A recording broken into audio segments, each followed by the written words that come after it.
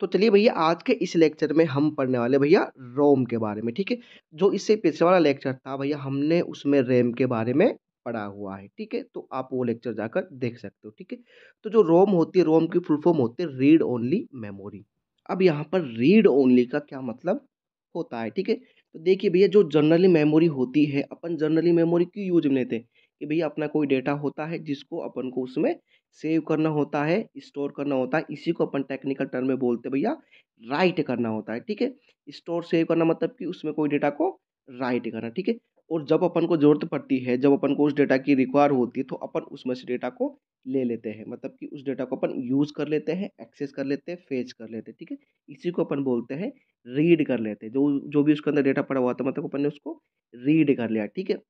अब इसके अलावा भैया हम जब भी अपन को कुछ और एक्स्ट्रा डेटा उसके अंदर ऐड करना होता है तो अपन उसमें एक्स्ट्रा डेटा अपन सेव कर देते हैं, ठीक है। और कोई भी अपन को डेटा उसमें से डिलीट करना होता है तो अपन उसमें से डिलीट कर देते हैं, ठीक है। तो हम ये ऑपरेशन या ये चीज़ कर सकते हैं मेमोरी के साथ में जनरली, ठीक है। लेकिन जो रोम होती है आप उसके साथ में केवल रीड कर सकते हो, ठीक है। एक बार आपने रोम के अंदर डेटा डाल दिया तो भैया डाल दिया, ठीक है।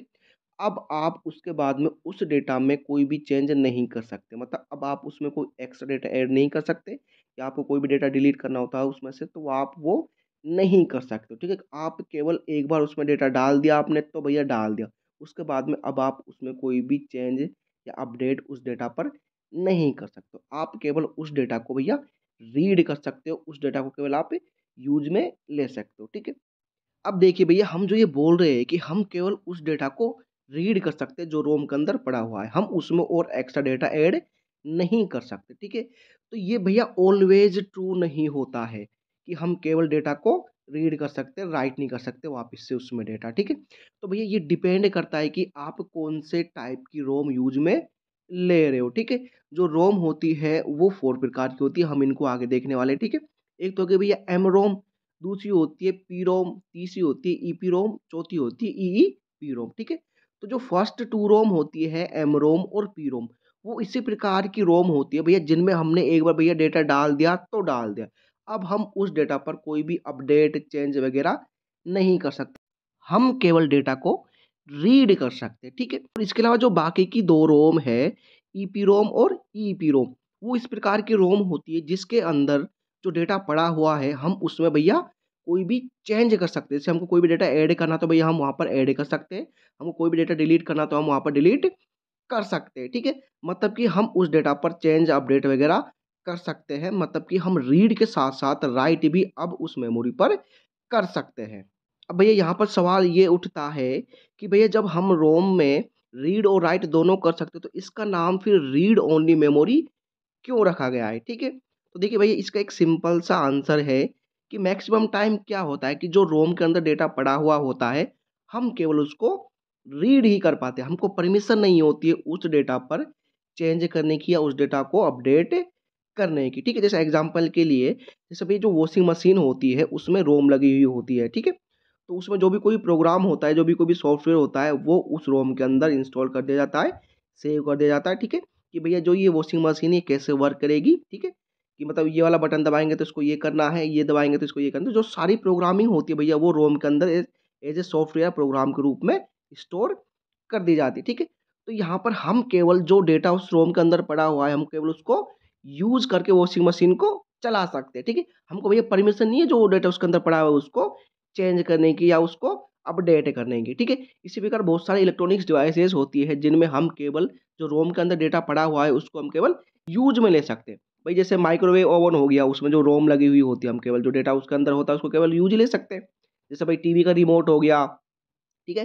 टीवी हो गई और बहुत सारी ऐसी चीज़ें होती हैं जिनमें रोम लगी हुई होती है, जो भी उसके अंदर डेटा होता है हम केवल उसको रीड ही कर सकते हैं, ठीक है? हमको वहाँ पर राइट करने की परमिशन या अपडेट या चेंज करने की परमिशन नहीं होती है, ठीक है? इसलिए इसको बोला जाता है रीड ओनली मेमोरी क्योंकि मैक्सिमम टाइम हम डेटा को केवल यूज़ ही कर पाते हैं, रीड ही कर पाते हैं, ठीक है? तो चलिए अब फर्स्ट पॉइंट देखते हैं कि जो रोम होती है वो मदरबोर्ड या पीसीबी पर लगी हुई एक सिलिकॉन चिप होती है, जिसमें निर्माण के समय ही डेटा को मतलब कि जो सॉफ्टवेयर होता है, जो भी कोई प्रोग्राम होता है, जो भी कोई इंस्ट्रक्शन होती है, उसको स्टोर कर दिया जाता है। इसलिए इसको बिल्ट इन मेमोरी कहा जाता है, ठीक है?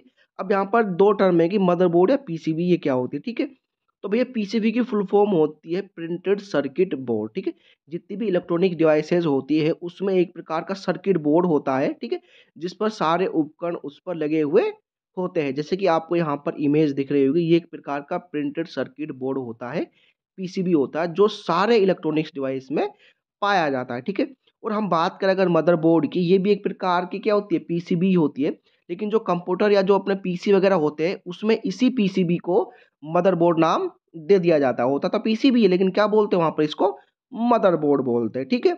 अब भैया आपको यहाँ पर इमेज में जो पीसीबी है, उस पर आपको लगी हुई एक रोम दिख रही होगी, ठीक है? ये एक सिलिकॉन चिप होती है, ठीक है? जब इस रोम को बनाते हैं ना, उसी समय क्या होता है, इसमें प्रोग्रामिंग कर दी जाती है, ठीक है? जो भी इसमें डेटा डालना होता है, जो भी इसमें कोई भी सॉफ्टवेयर वगैरह डालना होता है, ठीक है?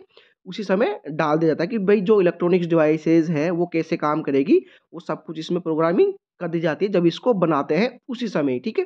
तो इसलिए इसको बोलते हैं भैया बिल्ट इन मेमोरी, जब बनाते हैं उसी समय इसमें जो भी सॉफ्टवेयर होता है, जो भी प्रोग्राम होता है, वो उसी समय इसमें डाल दिया जाता है, ठीक है? तो नेक्स्ट पॉइंट देखिए भैया, जो भी रोम के अंदर डेटा पड़ा हुआ होता है, जो भी अपन ने प्रोग्रामिंग करके उसके अंदर डेटा डाला, जो भी अपन ने उसके अंदर जो भी सॉफ्टवेयर डाला है, जो भी अपन ने उसके अंदर प्रोग्राम डाला है, भैया उसको बोलते हैं फर्मवेयर, ठीक है? ये फर्मवेयर क्या होता है? ये एक प्रकार का सॉफ्टवेयर होता है, ठीक है? जो क्या करता है कि जो अपनी हार्डवेयर डिवाइस है, उसको कंट्रोल करता है कि भैया कैसे ये काम करेगी, ठीक है? तो जो बेसिक जो रोम के अंदर जो डेटा होता है, वो जो भी अपन ने उसके अंदर प्रोग्रामिंग करके जो भी अपन ने उसके अंदर सॉफ्टवेयर डाला है, ठीक है? वो क्या होता है? वो यही तो होता है भैया ये जो अपनी इलेक्ट्रॉनिक्स डिवाइस है, ये कैसे काम करने वाली है, ठीक है? तो भई जो सेकंड पॉइंट है, ये इम्पोर्टेंट पॉइंट है कि जो रोम के अंदर जो भी सॉफ्टवेयर इंस्टॉल होता है, जो भी स्टोर होता है, उसको फर्मवेयर बोलते हैं, ठीक है? अब नेक्स्ट पॉइंट देखिए भैया, ये रोम कहाँ पर यूज़ में आती है, ठीक है? इसका यूज़ भैया जितनी भी इलेक्ट्रॉनिक्स डिवाइसेज़ होती है, लगभग सब में रोम का यूज़ किया ही जाता है। जैसे भई माइक्रोवेव ओवन हो गया, वॉशिंग मशीन हो गई, टीवी हो गया, टीवी का रिमोट हो गया, फ़ोन, कंप्यूटर, रोबोट, कैमरा, ठीक है? इन सभी में भैया रोम का यूज़ किया जाता है। तो भैया नेक्स्ट पॉइंट देखिए कि जो रोम होती है उसको नॉन वोलेटाइल के साथ-साथ परमानेंट मेमोरी कहा जाता है, ठीक है? नॉन वोलेटाइल का मतलब ये होता है कि भैया आपने इलेक्ट्रिसिटी अगर हटा भी ली, मतलब आपने रोम को पावर सप्लाई देना बंद भी कर दिया, उसके बाद भी रोम के अंदर भैया डेटा स्टोर रहता है, सेव रहता है, ठीक है? वो भी परमानेंटली तौर पर, मतलब कि आप कभी भी इसके अंदर डेटा को ले सकते हो, मतलब स्टोर रहता है भैया परमानेंटली, ठीक है? तो चलिए भैया अब अपन बात करते हैं नेक्स्ट पॉइंट की, ठीक है? कि भई जो अपना कंप्यूटर्स होते हैं, जो भी अपने पीसी हो गया, लैपटॉप हो गया, उनमें जो रोम लगी हुई होती है भैया उसमें क्या स्टोर रहता है, ठीक है? तो आपको भैया यहाँ पर ध्यान रखना है कि जो रोम लगी हुई होती है अपने कंप्यूटर्स में, उसमें बायोस नाम का सॉफ्टवेयर स्टोर रहता है, ठीक है? जिसकी फुल फॉर्म होती है बेसिक इनपुट आउटपुट सिस्टम। बहुत सारे प्रोग्राम्स होते हैं जिनको अपन कलेक्टिवली क्या बोलते हैं भैया? बायोस बोलते हैं, ठीक है? और इसी बायोस में भैया क्या रहता है? बूटिंग इंस्ट्रक्शंस रहती है। जो बायोस होता है इसी में क्या होता है भैया? बूटिंग इंस्ट्रक्शंस होती है, जो अपने लैपटॉप, पीसी वगैरह को बूट करने के काम में आती है, ठीक। भैया ये एक इम्पोर्टेंट पॉइंट है, यहाँ से आपके क्वेश्चंस बन सकते हैं, ठीक है। तो अब हम पढ़ने वाले भैया बायोस को डिटेल में, ठीक है। यहाँ से भैया क्वेश्चन बनने के चांसेस रहते हैं। तो चलिए अब हम बात करने वाले भैया बायोस के बारे में। तो जो बायोस होता है उसकी फुल फॉर्म होती है बेसिक इनपुट आउटपुट सिस्टम, ठीक है। तो फर्स्ट पॉइंट देखिए अब कि जो बायोस होता है वो एक प्रकार का सॉफ्टवेयर होता है। पहली बात आपको ये ध्यान रखनी है कि बायोस क्या होता है भैया? सॉफ्टवेयर होता है जो कि रोम में स्टोर रहता है, इसलिए इसको फर्मवेयर बोला जाता है। जब हमने रोम पढ़ा था अभी थोड़ी देर पहले ही, ठीक है, जो उसका सेकंड पॉइंट था मैंने उसमें ये बताया था कि जो रोम के अंदर जो भी सॉफ्टवेयर स्टोर रहता है उसको भैया फर्मवेयर बोला जाता है, ठीक है। और जो बायोस होता है वो भी रोम में स्टोर रहता है, इसलिए बायोस को भी क्या बोला जाएगा भैया? फर्मवेयर बोला जाएगा, ठीक है। तो नेक्स्ट पॉइंट देखिए कि जब भी अपन अपना कंप्यूटर स्टार्ट करते हैं, जब भी अपन स्टार्ट बटन दबाते हैं कंप्यूटर का, ठीक है, तो जो सबसे पहला सॉफ्टवेयर चलता है या जो सबसे पहला प्रोग्राम चलता है भैया उसका नाम होता है बायोस, ठीक है। आपको ध्यान रखें जो सबसे पहला सॉफ्टवेयर चलता है या जो प्रोग्राम चलता है भैया कौन होता है वो? बायोस होता है, ठीक है। हालाँकि सबसे पहले चलता तो सीपीयू, लेकिन सीपीयू क्या होता है भैया? हार्डवेयर होता है, लेकिन बायोस क्या है? सॉफ्टवेयर है, ठीक। तो नेक्स्ट पॉइंट देखिए कि भैया जो बायोस सेटिंग्स होती है वो सीमोस में स्टोर रहती है, ठीक है। तो भैया जो बायोस होता है इसकी कुछ सेटिंग्स होती है, जैसे भाई डेट एंड टाइम हो गया, जो अपना कंप्यूटर होता है उसके कॉर्नर में जो डेट एंड टाइम होता है वो बायोस सेटिंग्स के अंदर आ जाता है। उसके बाद में फ़ैन स्पीड हो गई, जो कंप्यूटर लैपटॉप में जो फ़ैन लगा हुआ होता है उसकी फ़ैन स्पीड, ठीक है, वो बायोस सेटिंग्स के अंदर आती है। इसके अलावा भैया जो बूटेबल डिवाइसेज़ होती है, बूटेबल डिवाइसेज़ का सीक्वेंस क्या होता है, हार्डवेयर सेटिंग्स क्या होती है, कॉन्फ़िगरेशन क्या होता है, ये जो सारा कुछ सेटिंग्स होती है भैया ये बायोस सेटिंग्स के अंदर आ जाती है, ठीक है। और ये कहाँ पे स्टोर रहती है भैया, ये सीमोस नाम की चिप में स्टोर रहती है। सीमोस को हम अभी आगे पढ़ने वाले हैं, ठीक है। तो भई जैसे ही कंप्यूटर स्टार्ट होता है तो भई जो जो बायोस होता है वो क्या करता है, वो इन सेटिंग्स को रीड करता है, इन सेटिंग्स को एक बार देखता भी है क्या-क्या सेटिंग्स है, ठीक है। उसके बाद में क्या करता है, ये पोस्ट नाम का प्रोसेस स्टार्ट करता है। तो नेक्स्ट पॉइंट देखिए भैया, पोस्ट का मतलब होता है पावर ऑन सेल्फ टेस्ट, ठीक है। भई जब भी कंप्यूटर स्टार्ट होता है तो बायोस क्या करता है, सबसे पहले जो सीमोस के अंदर सेटिंग्स होती है उनको रीड करता है, ठीक है।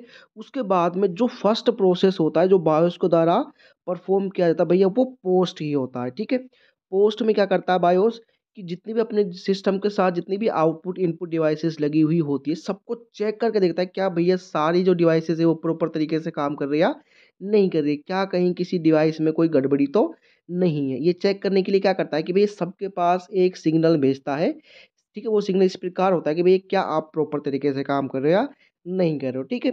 यदि रिटर्न में सिग्नल का रिप्लाई आ जाता है भई तब तो ठीक है, ठीक है?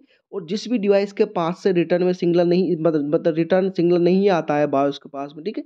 तो भैया बायोस समझ जाता है कि भैया वो डिवाइस क्या है भैया खराब है, ठीक है? और उसी समय आपका जो सिस्टम होता है उस पर आपको एक एरर मैसेज शो कर दिया जाता है कि भैया आपकी ये डिवाइस खराब है, ठीक है? इस प्रकार ये पोस्ट परफ़ॉर्म करता है। नेक्स्ट पॉइंट देखिए कि जो बायोस होता है वो माइक्रो प्रोसेसर मतलब कि सीपीयू और इनपुट आउटपुट डिवाइसेस के बीच में मीडिएटर का काम करता है, ठीक है। आपको ये बात यहाँ पर ध्यान में रखनी है, ठीक। तो नेक्स्ट पॉइंट देखिए कि जो सभी बूटिंग इंस्ट्रक्शंस होती है भई वो बायोस के अंदर होती है। बूटिंग इंस्ट्रक्शन मतलब कि भैया जो अपना कंप्यूटर बूट होता है वो कैसे होगा, कैसे नहीं होगा, ठीक है? ये सारा कुछ जो इंस्ट्रक्शंस होती है, जो सारे कुछ प्रोग्राम होते हैं वो सारा कुछ कहाँ पे होता है भैया बायोस के अंदर रहता है, ठीक है?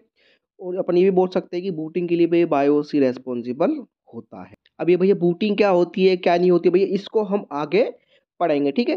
तो चलिए अब हम उससे पहले पढ़ने वाले हैं भैया सीमोस को कि भैया सीमोस क्या होता है, क्या काम आता है, ठीक है? तो चलिए अब अपन पढ़ने वाले भैया सीमोस के बारे में, ठीक है? तो सबसे पहले अपन को ध्यान रखना है कि जो सीमोस होता है, उसकी फुल फॉर्म होती है कॉम्प्लीमेंट्री मेटल ऑक्साइड सेमीकंडक्टर। भैया ये फुल फॉर्म इम्पोर्टेंट है, आपके एग्ज़ाम में पूछी जा सकती है, ठीक है? तो फर्स्ट पॉइंट अब अपन देखते हैं कि भई जो सीमोस होता है, वो एक प्रकार की मेमोरी चिप होती है, ठीक है? जबकि जो बायोस होता है, ठीक है? वो बायोस क्या होता है, एक प्रकार का सॉफ्टवेयर होता है, ठीक है? जबकि सीमोस एक प्रकार का हार्डवेयर होता है, एक प्रकार की चिप होती है, ठीक है? ये एक इम्पोर्टेंट लाइन थी, ये भी आपको यहाँ पर ध्यान में रखनी है। नेक्स्ट पॉइंट देखिए, ये अपने अंदर बायोस सेटिंग्स जैसे कि डेट एंड टाइम हो गया, fan speed, booting sequence, bootable device, hardware settings, configuration आदि को स्टोर करके रखता है। जैसे कि ये पॉइंट हम पीछे देख के आ चुके हैं, ठीक है? अब नेक्स्ट पॉइंट देखिए, ये एक प्रकार की वोलेटाइल मेमोरी होती है, ठीक है? तो जो सीमोस होता है वो एक प्रकार की वोलेटाइल टाइप की मेमोरी होती है। मतलब कि जब तक हम इसको इलेक्ट्रिसिटी देते रहेंगे तब तक ही ये अपने अंदर डेटा को स्टोर करके रख सकती है, ठीक है? जैसे ही हमने इलेक्ट्रिसिटी यहाँ से हटा ली, जैसे ही हमने इसको इलेक्ट्रिसिटी देना बंद कर दिया है, ये अपने अंदर जितना भी डेटा होता है सबको इरेज़ कर देता है। इसके अंदर से सारा डेटा डिलीट हो जाता है, उड़ जाता है, ठीक है? ये काइंड ऑफ रैम टाइप की मेमोरी होती है, ठीक है? नेक्स्ट पॉइंट देखिए कि सीमोस बैटरी भैया सीमोस चिप अलग होती है, सीमोस बैटरी अलग होती है, जैसे कि आपको यहाँ पर इमेज में दिख रहा होगा, ठीक है?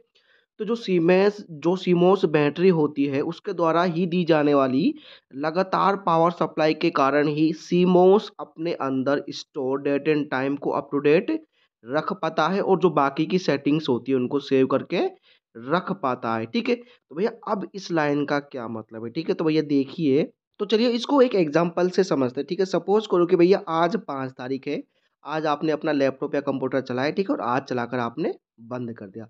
अब आप इसे परसों चलाने वाले हो मतलब कि भैया 7 तारीख को आप इसको चलाने वाले हो, ठीक है? जब आप 7 तारीख को इसको चलाओगे, ठीक है? तो वहाँ पर कॉर्नर में जो भी टाइम होगा और जो भी डेट होगी 7 तारीख आपको वहाँ पर एक्यूरेट तरीके से दिखा दी जाएगी, ठीक है? लेकिन भैया जब आपने 5 तारीख को अपना कंप्यूटर बंद किया था, ठीक है? तो जो सीमोस नाम की चिप थी, ठीक है? उसमें भैया पावर सप्लाई मिलना हो गई बंद और जो सीमोस है वो एक वोलेटाइल टाइप की मेमोरी है।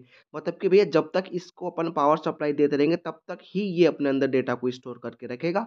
जैसे ही आपने पावर सप्लाई हटा दी, ये अपने अंदर सारे कुछ डेटा को इरेज़ कर देगा, मतलब कि इसके अंदर कुछ भी नहीं बचेगा, ठीक है। जब आपने 5 तारीख को पावर सप्लाई बंद की थी तो इस रैम को पावर सप्लाई मिलना बंद हो गई थी, ठीक है। भई जब पावर सप्लाई मिलना बंद हो गई थी, तो जो भी इसके अंदर बायोस की सेटिंग्स थी, जैसे भई डेट एंड टाइम हो गई और बाकी की जो सेटिंग्स थी, भैया सारा कुछ खत्म हो जाएगा, सफा हो जाएगा, उड़ जाएगा, ठीक है? क्योंकि वोलेटाइल टाइप की मेमोरी है, ठीक है? तो भैया जब सब कुछ उड़ गया, ठीक है? तो सवाल अब ये उठता है कि भैया 5 तारीख से ये अपडेट होते-होते 7 तारीख कैसे दिखा रहा था परसों, जब आपने 7 तारीख को लैपटॉप चलाया था? क्योंकि भैया अब तो इसमें कुछ है ही नहीं।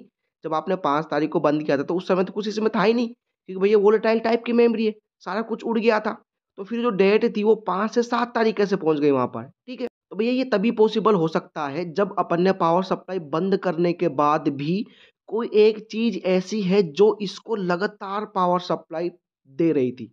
अपन ने तो बंद कर दिया था, उसके बाद भी कोई ऐसी चीज़ है जो इसको लगातार पावर सप्लाई दे रही थी सीमोस चिप को, ठीक है? तो अब यहाँ पर एंट्री होती है भैया सीमोस बैटरी की, ठीक है? ये वही चीज़ है जो अपन ने पावर सप्लाई बंद करने के बाद भी सीमोस को लगातार पावर सप्लाई दे रही थी, ठीक है? मतलब कि जो भी इसके अंदर सेटिंग्स थी भैया वो अब उड़ी नहीं थी, जैसे थी पहले ऐसी की ऐसी थी, ठीक है? और वो अपडेट होते-होते जो डेट थी, ठीक है? वो 5 से 7 पहुँच गई थी, इसीलिए पहुँची थी क्योंकि भैया इसके अंदर डेटा उड़ा ही नहीं था, क्योंकि इसको परमानेंट तौर पर कंटीन्यूअसली तौर पर इसको पावर सप्लाई सीमोस बैटरी के द्वारा प्रदान या दी जा रही थी, ठीक है? तो इसलिए जो जो डेट था वो 5 से भैया अपडेट होते-होते 7 पहुँच गया और जो बाकी की सेटिंग्स थी भैया वो यहाँ पर स्टोर हो रही थी, ठीक है? तो ये माजरा होता है भैया सीमोस बैटरी का। और भैया जो ये सीमोस बैटरी होती है, ये लगभग ₹10 के या ₹15 के आस-पास आपको मिल जाती है, ठीक है? और इसका जो लाइफ टाइम होती है वो लगभग 10 साल के आस-पास होता है, ठीक है? और वहीं जो ये सीमोस चिप होती है भैया इसका साइज़ लगभग 256 बाइट के आस-पास का होता है, ठीक है? ये बात आपको यहाँ पर ध्यान में रखनी है, ठीक है? तो भैया यहाँ पर हम करते हैं इस लेक्चर को डी एंड, ठीक है? अब भैया यहाँ पर आपका बच जाता है कि जो बूटिंग अपन बूटिंग कैसे करते हैं, ठीक है? तो आपका यहाँ पर बूटिंग प्रोसेस रह जाता है, वो हम नेक्स्ट लेक्चर में यहाँ पर पढ़ने वाले हैं, ठीक?